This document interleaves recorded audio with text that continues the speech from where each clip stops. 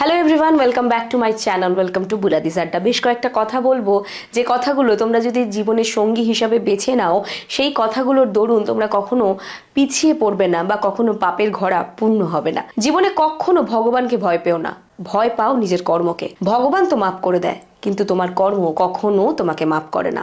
মনে রাখবে, এক গাদা গরুর মধ্যেও বাছুর কিন্তু নিজের মাকে ঠিক খুঁজে নেয়। সেরকমভাবেই অনেকজন মানুষের মধ্যে তোমার অনেক পুণ্যর মধ্যে পাপটা, তোমার ভুল কর্মটা কিন্তু ঠিক খুঁজে নেবে। তোমার কর্মের ফল তুমি হাতে নাতে পাবে। মনে রাখবে, তুমি যতই পুণ্য কামিয়ে রাখো, তোমার পুণ্যের ঘোড়া যতই ভরে থাকুক, একটা পাপের জন্য তোমার কিন্তু এমন কিছু সাজা হতে পারে যা সেই পুণ্য, জমানো পুণ্যর সামনে পুরো ফিকে পড়ে যাবে।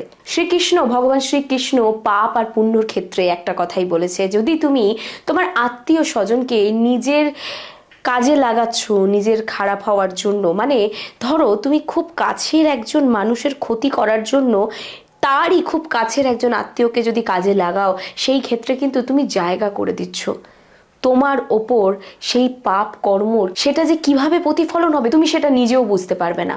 অতএব বন্ধুরা, যে যেখানে যেমন ভাবেই রয়েছো না কেন, তাদেরকে একটাই কথা, ভালো কাজ করে যাও। কর্ম করা খুব ইম্পর্টেন্ট।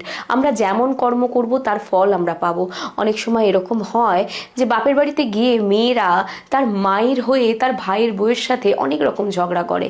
তারা বুঝতে পারে না তাদের মায়েরা কিন্তু চুপ করে আছে, কারণ তারা জানে যে আমার কর্মটা আমার কাছে, আমার কর্ম, আমি আমার বৌমার সাথে ভালো ব্যবহার করছি, কোনো ঝগড়া করছি না, কিন্তু আমি আমার মেয়েকে দিয়ে এটা করাচ্ছি।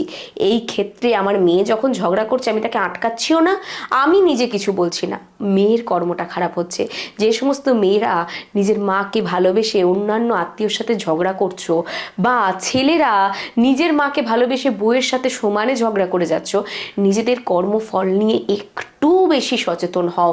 কারণ কর্মফল যখন আসবে তখন সেটা তুমি যার জন্য ঝগড়া করেছো তার কাছে যাবে না, তোমার কাছে আসবে।